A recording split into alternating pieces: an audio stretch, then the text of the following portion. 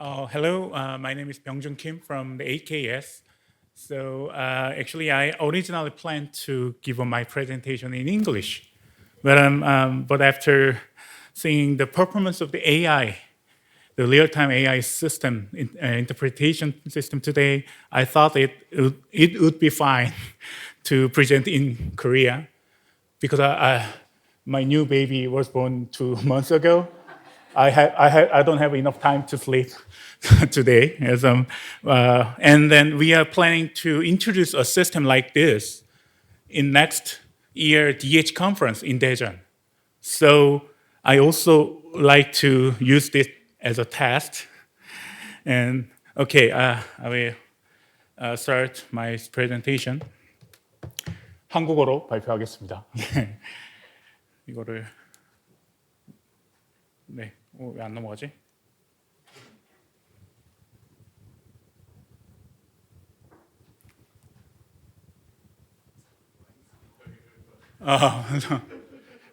네네.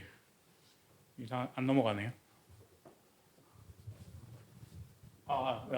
된다. 네. 네, 오늘 할 발표는 제 혼자 한 건 아니고요.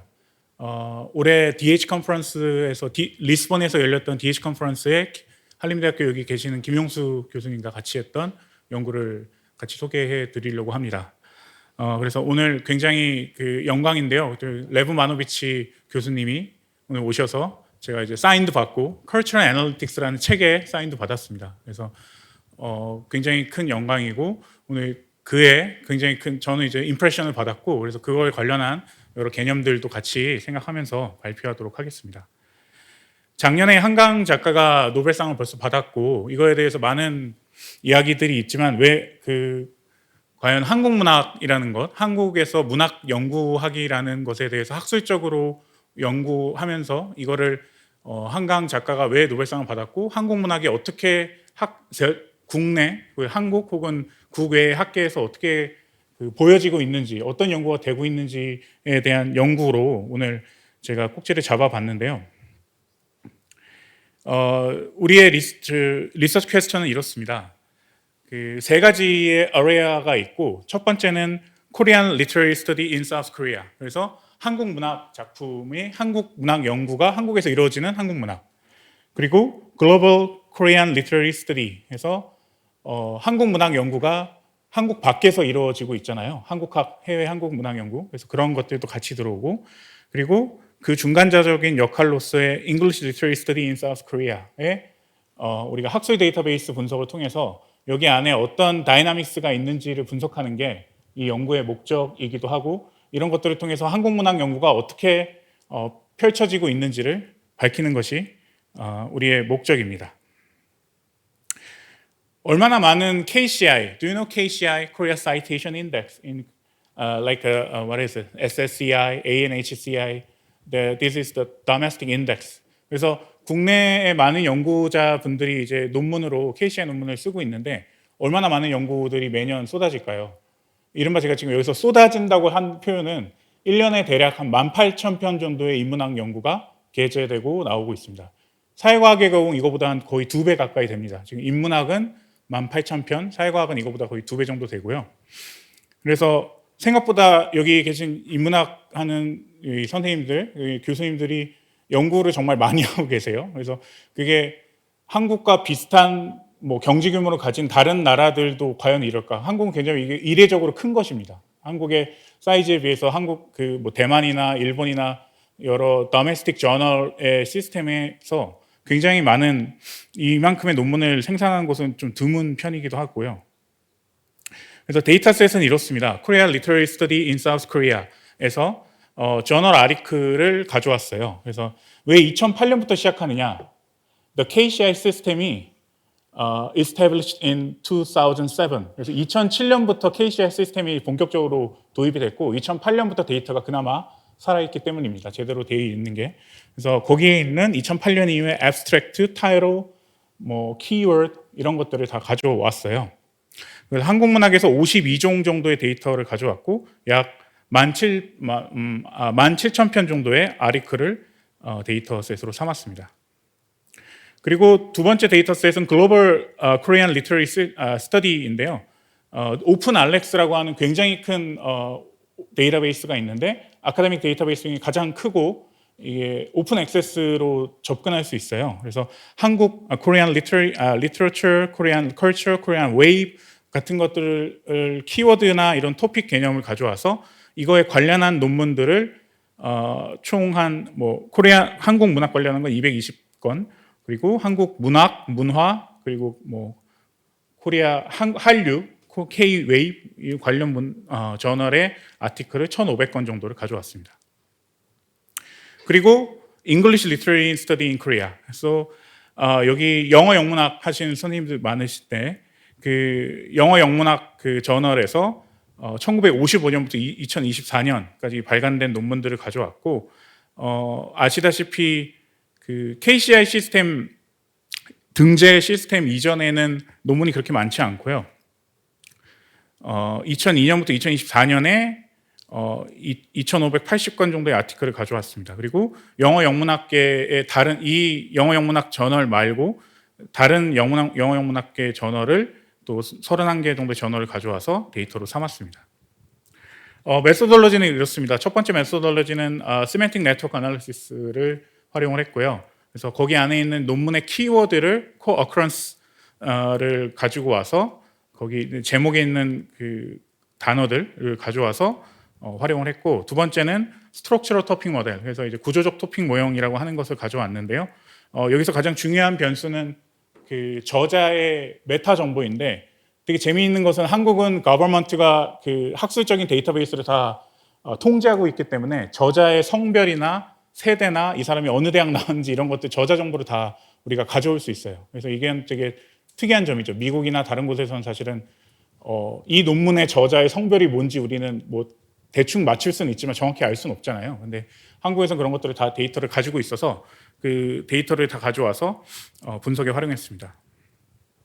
그래서 첫 번째 코리안 리터러리 스터디에 관련한 네트워크 분석인데요.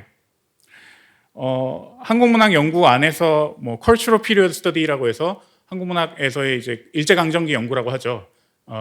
Japanese Colonial Period Study가 있었고, 그 다음에 오른쪽에 보면 그 페미니즘 관련한 우리가 오늘 발표할 내용에서 페미니즘이나 젠더 스터디가 굉장히 큰 요소로 나옵니다. 한국문학 연구나 혹은 영문학 연구에서 그게 굉장히 큰 연구로 그 토픽으로 우리가 볼 수 있겠는데요. 그래서 한국문학에서 이런 것들, 이런 근대 혹은 문학이란 단어는 당연히 나오겠죠. 해방, 이런 식민지 이런 단어들이 중요한 키워드로 등장하고요. 그래서 이런 연구들, 그래서 그 이후에 그 콜로니얼 피리어드 이후의 연구들까지도 한국문학 연구에서 가지고 오고, 포스트 콜로니얼리즘과 어떻게 연결할 수 있을지 이런 것들 뒤에 조금 더 분석이 나오게 됩니다. 그리고 아까 방금 말했던 페미니즘 스터디, 그래서 워먼이나 그런 젠더, 메모리, 에틱스 이런 단어들이 문학 연구에서 주류를 이루고 있고, 이게 일종의 웨스턴 리터러리 티어리, 그래서 서양의 그런 문학 이론에 큰 영향을 받았다고 우리는 볼 수도 있겠죠. 그래서 이 데이터를 가지고 이번에는 그 토픽 모델링을 한번 해봤는데요. 그 토픽 모델링에서 중요한 거는 이제 우리가 이 젠더라는 변수예요. 그래서 1저자 논문을 여러 명이 썼을 경우는 대표 저자 1명, 1저자 first author의 젠더를 우리가 확인을 했고, 그걸 가지고 토픽 모델링을 돌려봤습니다. 그래서 퍼블리케이션 이어와 그 논문 게재 연도와 같이 포뮬라를 구성했습니다. 그래서 총 11개의 토픽이 나왔는데요. 이게 지금 토픽의 비중입니다. 숫자는. 그리고 옆에 나온 건 토픽의 그 연구자, 저랑 같은 연구자 팀이 같이 그 토픽의 이름을 붙인 겁니다. 그래서 내러톨로지나 파이틱스, 에식스 같은 것들이 주요한 토픽으로 나왔습니다. 여기 보면 콜로니얼 피리어드 스터디도 있었고, 그래서 이런 여기 페미니즘 스터디도 여성 중요한 연구로 나왔죠. 되게 재미있는 점은 그 방금 했던 그 식민지 관련한 콜로니얼 피리어드 스터디의 연구에 대해서 그 연구가 점점 감소하고 있어요. 계속 이제 식민지 연구를 많이 안 하고 있다는 거죠. 근데 식민지 연구는 더 재미있는 거는 이제 이 방금 젠더 변수를 넣었잖아요. 파란색은 남성이고 빨간색은 female 여성입니다. 보시면 남성이 좀 더 전통적인 연구를 많이 해요. 근데 이거는 사실은 문헌정보학이나 비블리오 매트릭스에서도 좀 밝혀진 사실인데 남성 연구자들은 좀 더 전통적인 연구를 하고 여성 연구자들은 좀 더 새로운 연구를 하는 경향이 있다는 건 다른 뭐 사회과학이나 이런 곳에서도 밝혀진 사실이기도 합니다.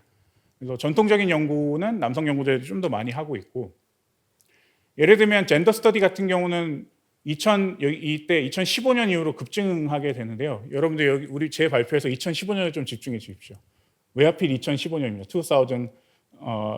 2015이 왜 중요한지 2015년을 집중해 주시면 좋겠는데, 2015년 이후에 굉장히 연구가 활성화되기 시작하는데 이게 남성 연구자들은 사실 지지부진해요. 그렇게 이 주제에 대해서 큰 관심이 없다고 볼 수 있고, 여성 연구자들이 2015년 이후에 뭐 엄청난 큰 차이는 아니지만 그래도 상승하는 곡선을 우리가 볼 수 있어요.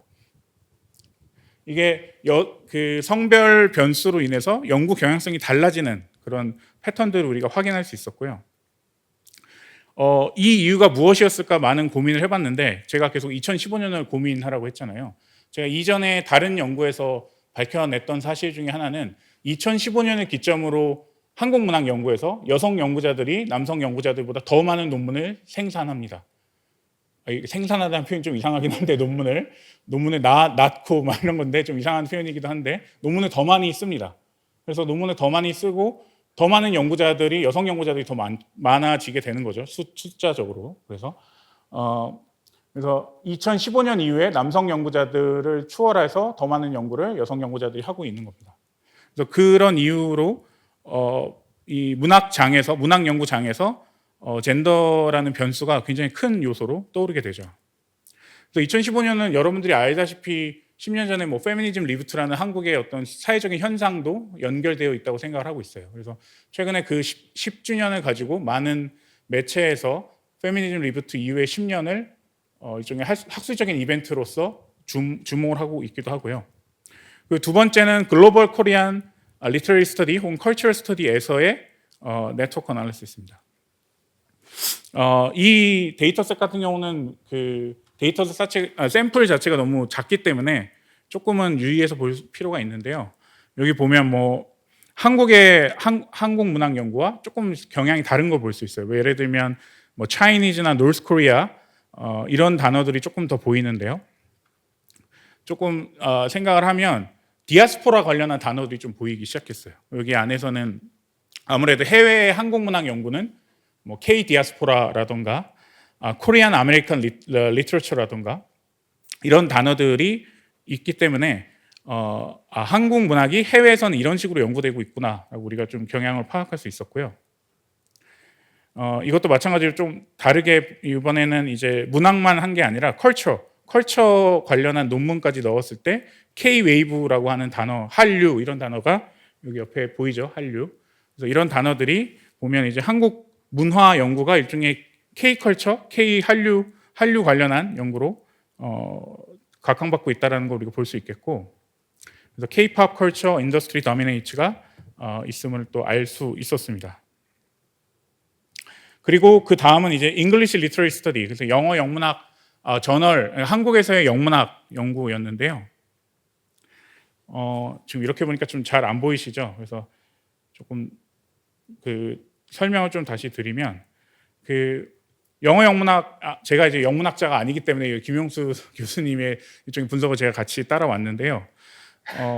되게 일종의 어떻게 보면 이게 한국이지만 외국 문학을 연구하는 되게 중간자적인 입장이 영어 영문학 연구자인 것 같아요. 물론 모르겠어요. 제가 영어 영문학 전공자는 아니지만 거기서 해외 이론에 대해서 굉장히 밝고 해외 이론을 빠르게 수입하기도 하고, 그걸 가지고 한국 안에서의 해외 문학에 대한 연구 이런 것들을 계속 꾸준히 해오는 집단이 영어 영문학 집단이겠죠. 그래서 뭐 한국어와 영어, 로컬과 글로벌, 그래서 이런 식으로 계속 어떤 중간자적 위치에 있는 것이 아닌가라는 생각을 해봤고요. 그 1994년이라는 게 일종의 그 변곡점으로 되어 있는데, 1994년이 왜 변곡점이었냐면 아카데미 랭귀지의 문제였어요. 그래서 기본적으로 이제 한국어 그리고 영어를 이제 어떻게 보면 논문을 쓸 때 그 언어로 택하게 되는데 이때 이후에 이제 한국어 또는 영어 이런 식으로 해서 영어로도 영어 영문학 저널에 영어로도 논문을 싣고 실제로 영어 영문학 관련한 저널에 보면 KCI 한국 문학 쪽에 등재된 것만 있는 것이 아니라 해외에 있는 유수한 그런 뭐라고 할까요? 뭐 ANHCI, SSCI 인덱스에도 등재가 돼 있죠. 그래서 그런 것들도 같이 고려하는 그 언어 선택의 문제도 있었습니다. 그래서 영어 영문학계가 일종의 사우스 코리아 한국 내에서 영문학을 공부한다는 것이 어떤 자의식을 가지고 있는지 그런 것에 대해서 계속 영어 영문학자들이 고민을 해왔던 것 같아요. 그래서 94년 이전에는 이런 단어들이 같이 등장을 하게 됩니다. 그래서 뭐 한국어로 된 단어, 영어로 된 단어, 뭐 셰익스피어 같은 단어도 있고 옆에 이제 문학이나 소설, 엘리엇 이런 단어들도 같이 보이는 걸 볼 수 있는데요. 94년 이후에는 그 양상이 많이 달라지게 돼요. 앞에서는 어떻게 돼 있냐면 이 네트워크가 일종의 하나의 뭉쳐진 네트워크로 기능했다면 뒤에 가게 되면 이제 이게 이분화 스플릿하게 됩니다. 그래서 그 분리가 되면서 영어로 쓰는 단어들과 한국어로 쓰는 단어들이 이제 네트워크가 이제 이원화되게 되는 현상도 나타내게 됩니다. 그래서 이런 two complete different generation of scholarship 이라는 문제, 그래서 87년 세대 뭐 이런 문제도 있겠고, 그래서 세대의 문제가 그 학자들한테 어떤 언어를 쓰는 것이나 학문을 함에 있어서 어떤 큰 요소로서 작용을 하고 이게 패러다임 시프트로 영문학계에서도 적용을 한다는 거죠. 우리가 뒤에 이제 제가 성별이라는 큰 요소를 토픽 모델링의 결과로 넣었지만 이제 추후에는 연구자의 세대, 제너레이션 문제도 이야기를 해보려고 해요. 네, 그래서 여기서도 굉장히 중요한 여성 혹은 woman이라는 단어가 큰 카테고리로 묶이게 돼요. 그래서 한국어에서의 그 단어의 여성이라는 단어가 키 허브로서 페미니즘이나 포스트 콜로니얼리즘 연구에서 큰 포션을 차지하게 됩니다. 그래서 영문학계에서의 이런 연구 경향도 확인해 볼 수 있겠죠. 지금 몇 분 정도 남았나요? 네. 10분 남았습니다. 네. 조금 빠르게 가보겠습니다. 네. 그래서 다르지만 비슷한 뭐 이런 식의 월드 리터처 혹은 포스트 콜로니얼리즘 관련한 단어들이 나왔습니다. 그래서 뭐 엠파이어나 인종의 문제라든가 포스트 콜로니얼, 에이시안 이런 단어들이 있었고, 페미니즘 관련한 단어도 당연히 아이덴티티, 뭐 섹슈얼, 워먼 이런 단어들도 같이 등장을 하게 됩니다. 그래서 그 한국의 영문학 연구에 어떤 역할을 하고 있는가, 한국의 영문학 연구가 어떤 역할을 하고 있는가. 그래서 잠정적인 저희의 그 가설이자 결론은 이게 일종의 메디에이터 역할, 중재자로서의 영문학자들의 그런 역할을 우리가 하고 있지는 않는가. 그래서 전 세계적인 세계문학 연구자와 한국문학 연구자를 잇는 연구 경향이 일종의 영문학 연구자들의 그런 그래 안 나왔어요. 죄송합니다. 네네네. 네, 계속 하겠습니다. 네. 네. 갑자기 땀이 나네요. 네. Okay. Last part is English literature study in 31 academic journal for network analysis. So you can see the KCL English literature journals of the Semantic Network. There's two part where 네, 다시 돌아왔나요? 네, 감사합니다. 내년 DH 컨퍼런스에서는 이런 일이 없도록 준비를 잘 하도록 하겠습니다. 네. 깜짝이야. 네. 네, 그래서 왼쪽에 한국어로 쓴 단어와 오른쪽에 영어로 쓴 단어가 이분화되어 있는 영향을 볼 수 있고요. 네, 그래서 여러 뭐 워먼, 아메리카, 그래서 계속 비슷한 얘기입니다. 포스트 콜로니얼 스터디와 페미니즘 연구가 계속 연결돼 있고 그것이 굉장히 주류의 연구로서 기능을 하고 있다는 이야기였고요.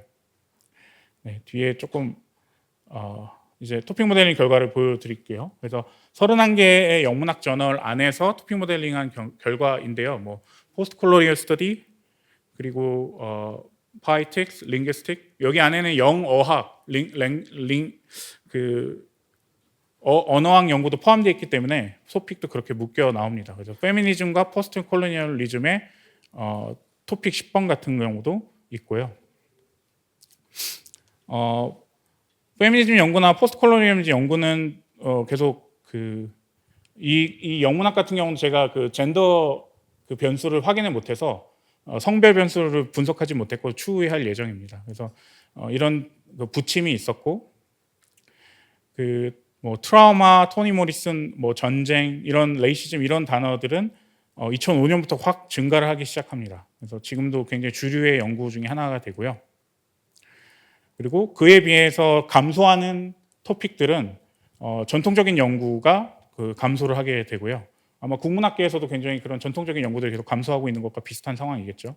네. 그래서 제가 좀 정리를 하겠습니다. 세 개의 필드, 세 개의 트래젝터리를 가지고 있고, 우리가 한국문학, 한국에서의 한국문학, 그리고 글로벌 코리안 스터디로서의 한국문학 연구, 그리고 잉글리시 리터러처 스터디 인 코리아라고 해서 세 개의 그 집단의 다이나믹스를 보려고 노력을 하고 있고요. 이게 완성된 연구는 아니기 때문에 이 집단 사이에 어떤 뭐 인용 관계라든가 혹은 내용의 교류라든가 이런 것들을 좀 추후의 연구로 밝혀내고자 합니다. 네, 컨클루전입니다. 그래서 짧게 좀 하면서 마무리하도록 하겠습니다. 그래서 한국문학에서의 한국에서 한국문학은 어떤 전통적인 식민지 연구와 그리고 페미니즘과 컬처럴 스터디로 2015년 이후에 굉장히 급부상했다라고 볼 수 있겠고, 그 전에 이제 남성들이 주로 전통적인 연구를 많이 해오고 있다. 그리고 글로벌한 한국 문학 연구는 그 K-팝이나 K-컬처에 관련한 연구들이 디아스포라 이런 것들이 같이 있었다. 그리고 English Literary Study in South Korea, 그래서 이 한국에서의 영문학 연구하는 것들이 메디에이터로서, 중재자로서 혹은 가교로서 영문학 연구들이 이루어지고 있었음을 우리가 밝혀냈습니다. 그래서 앞으로 이제 여기 제 지도 학생들과 김영수 교수님이랑 같이 할 연구들은 추가적인 데이터를 가지고 오고 또 그 안에 참고 문헌 리스트를 가져와서 서로가 서로를 어떻게 인용하는지 같은 것들을 보려고 합니다. 앞으로 잘 이 국제학술지에도 내보려고 하고요. 열심히 한번 연구를 이어보고자 합니다. 네, 들어주셔서 감사합니다. 여기까지 하겠습니다.